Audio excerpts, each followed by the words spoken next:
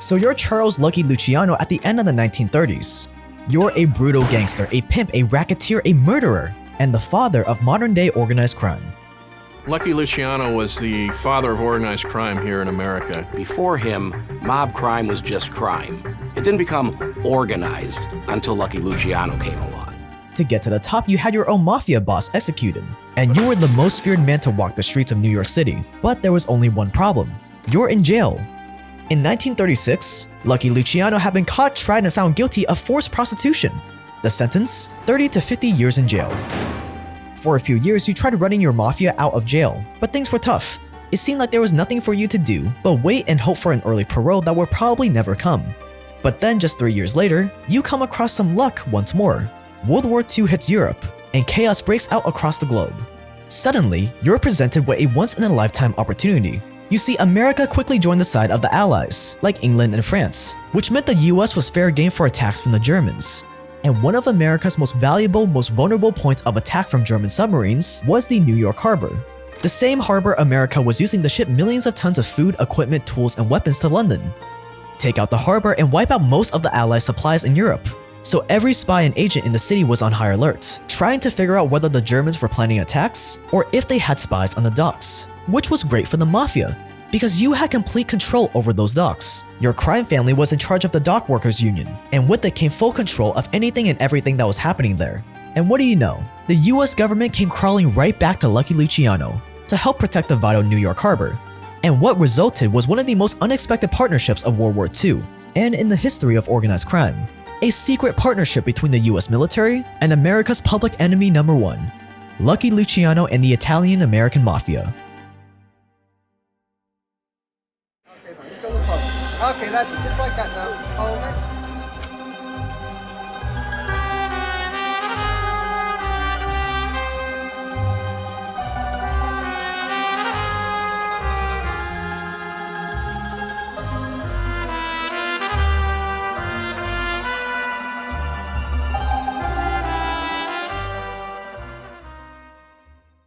Charles Lucky Luciano was an unlikely war hero. Charles had arrived in the US as a child in 1907. Settling in New York City, he quickly got involved in all sorts of illegal low-level mafia hustles, stealing, fighting in the streets, and threatening his schoolmates so they gave up their lunch money. You know, regular poor kid in the early 1900s New York City kind of stuff. And once Prohibition hit the US in 1920, you upped your game. Instead of petty theft and street brawls, you switched to bootlegging, smuggling illegal alcohol. They became involved in prostitution rings, extortion, blackmail, and bootlegging. In fact, Lucky Luciano very quickly became one of the big six in bootlegging on the East Coast. While also taking over most of the operations in the city for the world's oldest profession, wink wink.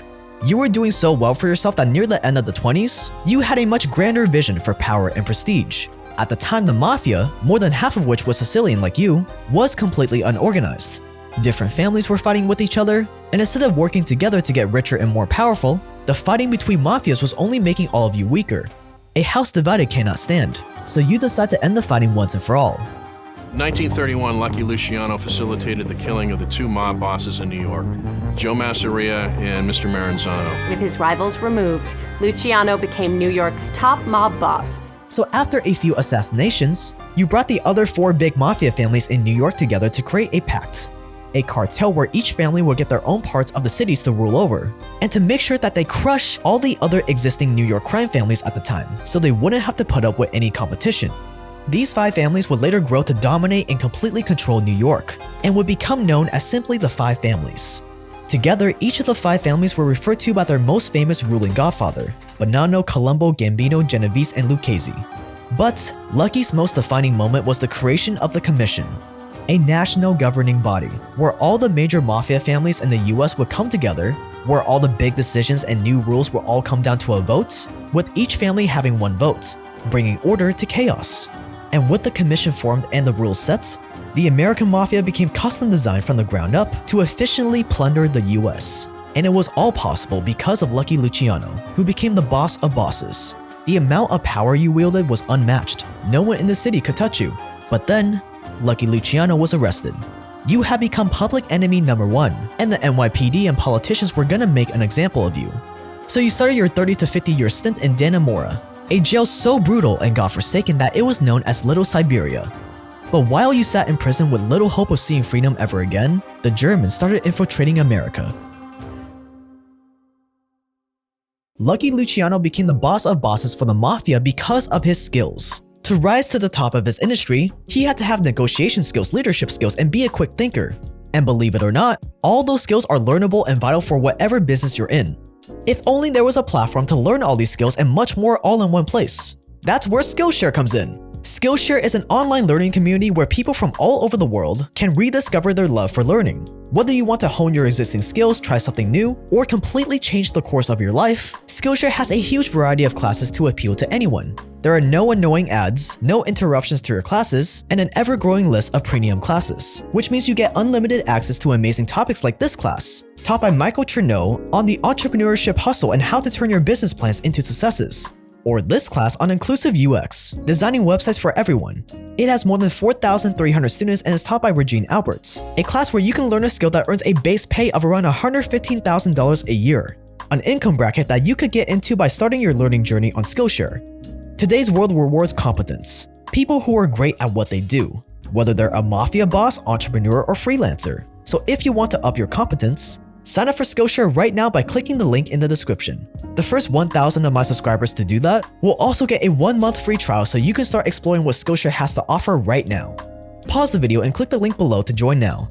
Thanks to Skillshare for sponsoring this video.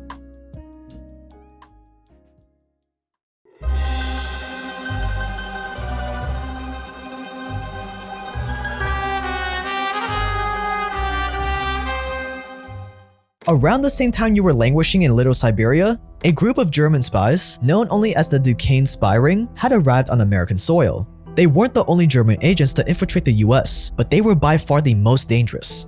The group was led by a veteran spy, Friedrich Duquesne, and their mission? Locate and destroy as many vital American infrastructure sites as possible. But before they could implement their plans, most of them were caught. But this revelation only made US officials more paranoid.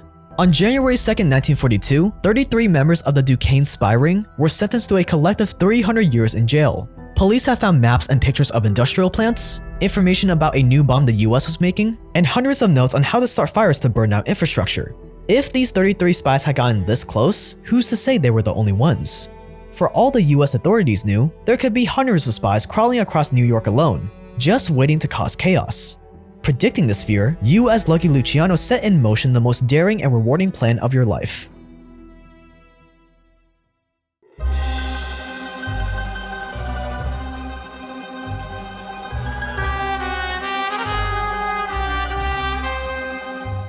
The US joined World War II in December 1941. As soon as the announcement was made, American ships became a target. In the first few months after joining, German U-boats or submarines were sinking 80 ships a month. No one in the military or government could figure out how the Germans knew where the ships were and when to attack. Naturally, they assumed it had to be spies. So the Navy and military sent its people to the New York docks. Their job? Figure out where the Germans were getting their information from, and identify the traitors who were giving it to them. With Italy being controlled by a fascist government, and most of the dock workers being Italian, there must have been someone feeding the Germans information. Simple enough, right? Except like we mentioned earlier, Lucky Luciano had control of the docks. And thanks to the Mafia's threat of violence against rats, not a single worker said a word. The government was frustrated. They needed to know how to stop the Germans from destroying their ships, and you were the only one standing in their way. But that didn't bother you much, because you had seen a way out, a way to get free from your doomed jail sentence. All you had to do was make the US government realize just how much they needed you. On February 9, 1942, something happened that pushed the government over the edge. The USS Normandy, a French cruise ship turned into a troop carrier, caught fire while docked in the harbor. The paper said it was an accident. A worker's torch had made too many sparks or something along those lines. But everyone knew the truth. It was arson. Whether it had been the Germans or the Mafia's own men was irrelevant. You just needed the authorities to believe it had been your people. So you made a crazy claim that it was your men. They torched the Normandy on your orders. Albert figures that if something could happen to the Normandy, that would make everybody crap in their pants. It was a great idea, so I sent back word to Albert to handle it. A couple of days later, I heard on the radio where the Normandy was on fire, and it didn't look like they could save her. That goddamn Albert, he really done a job. If the US government wanted to get back control of the docks, they would have to go through you. Unwilling to deal with America's public enemy number one, the police first went to your guy in the docks, Joseph Sox Lanza. He agreed to try to get information and cooperation out of the dock workers, and Operation Underworld officially began. But the workers were still suspicious. If the orders didn't come directly from Luciano, they would be in danger of getting killed or beat up if you found out they ratted. Eventually getting nowhere on his own, Sox Lanza admitted he would need your permission.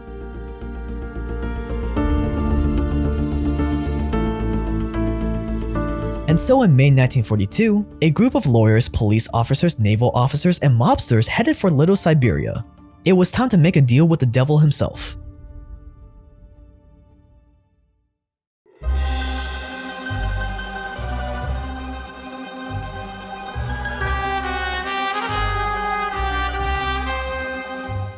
Even after 6 years of rotting in jail, you still wielded absolute power over the New York docks. After what the US government had thought been your little fireworks show on the USS Normandy, you were hated now more than ever by the Navy and naval officers, but that didn't matter. They needed you.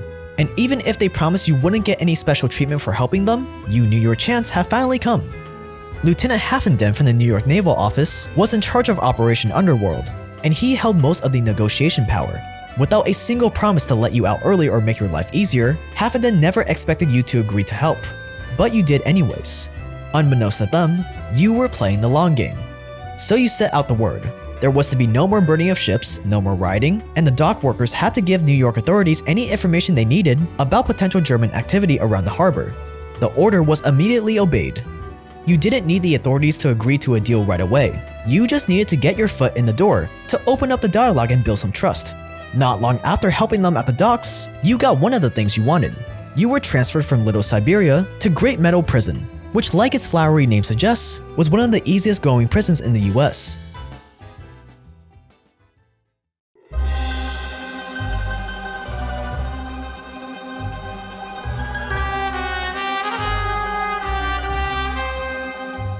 While America's biggest worry was its ships sinking faster than it could make new ones, the people in Sicily were having problems of their own. For years, Italian dictator Benito Mussolini had been trying to get control of the island of Sicily.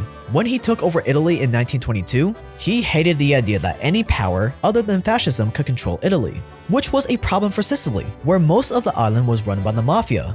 So Mussolini sent soldiers to torture and kill every Mafia boss and member they could get their hands on.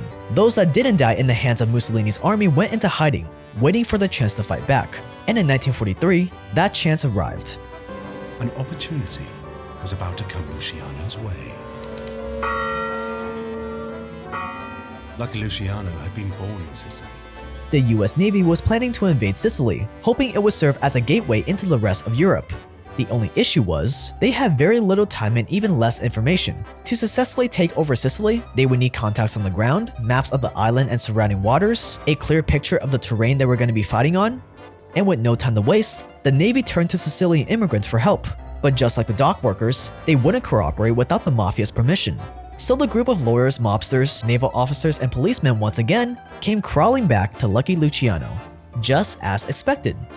This time, they wanted you to get the Sicilians to share vital intel and contacts in Sicily with the Navy. Again, they emphasized over and over again that you would get nothing from the deal, but again by now you already had your hooks in.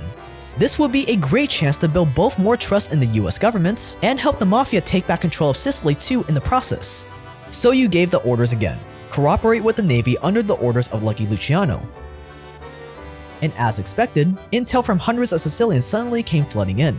By the time Operation Husky was launched and US troops landed on the beaches of Sicily on July 10, 1943, the US Navy had every piece of intel about the island they could have ever wanted. Maps of the beaches, maps of the towns, names of the Mafia bosses who would help them once they arrived, detailed information about the water surrounding the island, and cooperation with dozens of Sicilian American Mafia members who wanted to make the trip to Sicily to help. Lucky came up with a plan that I thought was pretty wild. He wanted to join up with the invading army. Operation Husky resulted in the biggest beach landing in US history at the time. The Mafia in Sicily hated the fascist government about as much as the American troops did, and with full cooperation of most of the island, it didn't take long for American troops to start making progress. On the very first day, several Navy lieutenants with the help of the Mafia were able to capture the headquarters of the Italian Naval Command on the island. Inside they found maps of minefields in the ocean around Italy and Europe, among other documents that were priceless to the US naval intelligence. Armed with inside information, the US military secured the entire western side of the island just 2 weeks after landing. They were making fast progress. And this huge military success was all thanks to America's public enemy number one. And back in the US, it was time for the government to pay its dues.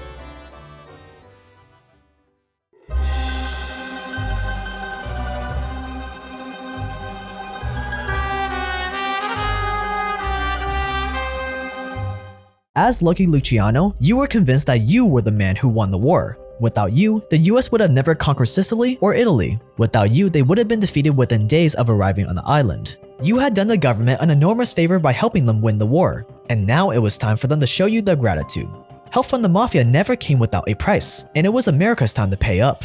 At first, the notion of letting one of America's most notorious mobsters walk free was unthinkable. It was 1945. The war was close to being won, but there was no way they were going to give you credit for winning it. Then the war ended. It was a sweet victory for the Allies, and a crushing defeat for the Axis powers. The US government was high on its success as the superpower of the world, and Lucky Luciano's time had finally come. America's #1 criminal, the father of organized crime as we know it, had his jail time commuted. The only condition? Luciano had to be deported back to his homeland and never set foot in the US again. Not a bad trade when the alternative was life in prison. So in 1946, Charles Lucky Luciano got lucky one last time. He boarded a ship back to Italy as a free man. And if the government thought sending him away would keep him out of trouble, they were sadly mistaken. With the Mafia taking back power in Sicily, Luciano got right back into business as soon as he arrived. Soon Lucky Luciano was back in business. With Sicily now back under mob control, he massively strengthened his criminal links across the Atlantic and expanded the influence of the New York Mafia. Lucky Luciano would spend the rest of his life in his beloved homeland, dying of a heart attack in 1962. In Operation Underworld, it was kept a secret for decades until the mid-70s, when the report was finally released, and the world came to learn about one of the strangest government collaborations in US history.